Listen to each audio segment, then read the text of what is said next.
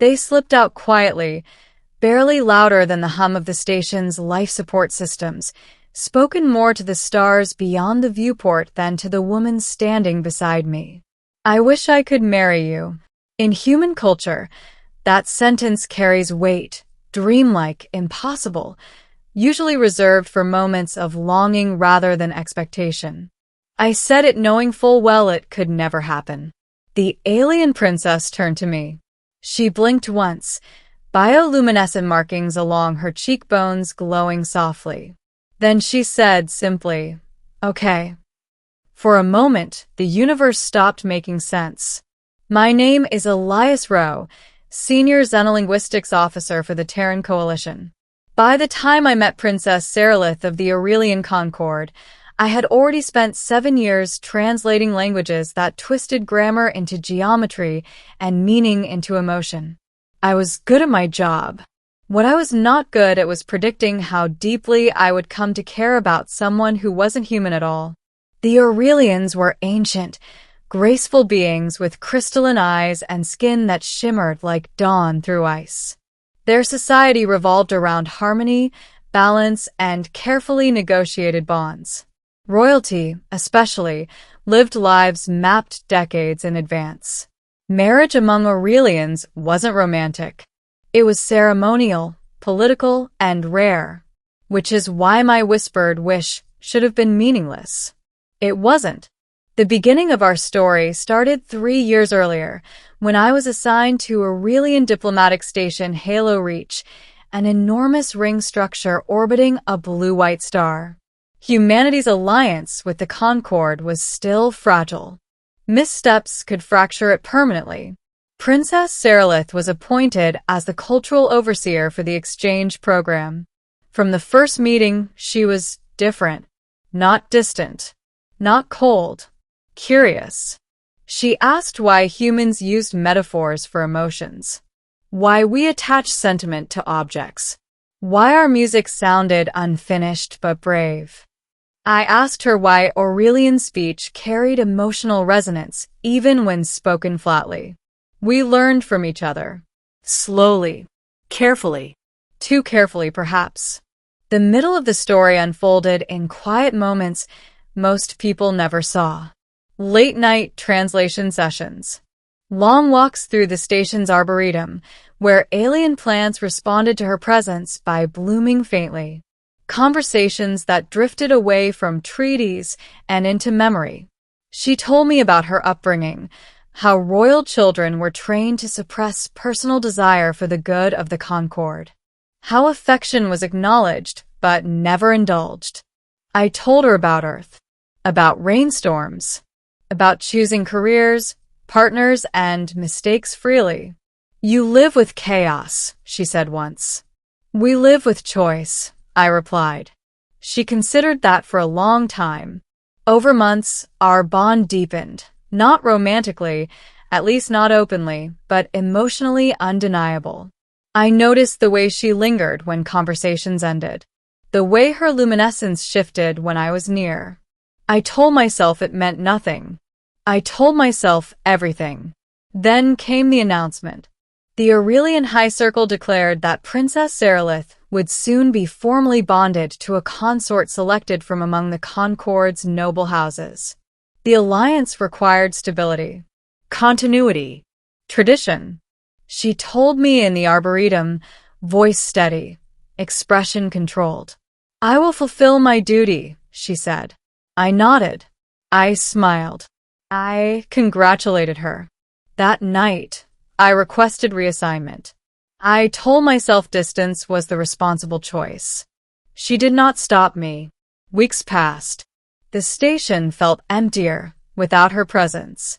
Every translation felt mechanical. Every conversation hollow. Then unexpectedly I was summoned, not by the High Circle, by Seralyth herself. She requested my presence at the outer observation ring, a place rarely used, where the stars felt close enough to touch. That was where I whispered the words. I wish I could marry you. I said it because I was leaving, because I would never see her again, because humans say impossible things when saying goodbye. I expected silence. I did not expect her to turn toward me, eyes glowing brighter, and answer, "Okay." I laughed at first. A nervous reflex. "That's not funny," I said. "I am not joking," she replied. I stared at her. "Seralyth, you can't.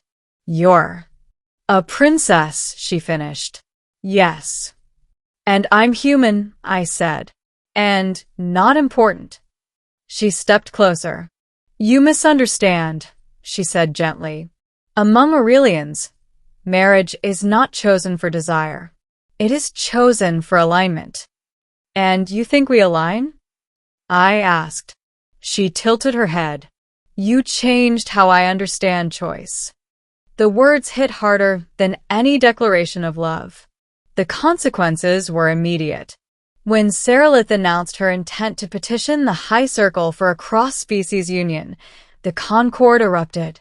Objections ranged from political instability to biological incompatibility. Humans were emotional, short-lived, unpredictable. Exactly the traits Seralyth cited as reasons. "He chooses knowing he may lose," she said before the council. "That is not recklessness. That is courage." They demanded evidence that the bond was mutual, informed, and not coerced. I was summoned. Again. This time, before the High Circle itself. The chamber was vast, circular, glowing with harmonic light. Elders floated within concentric rings, their voices layered with centuries of authority. "Human Elias Rowe," they said, "do you understand what you risk?" "Yes," I answered. "Do you understand she may outlive you by centuries?" "Yes." "Do you understand your union will change her standing forever?" I swallowed. "Yes." "Then why proceed?" I looked at Seralyth.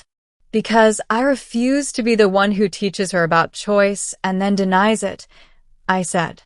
"And because loving someone doesn't mean asking them to give up who they are. It means standing beside them while they decide." Silence followed. Then harmony, low, resonant, thoughtful.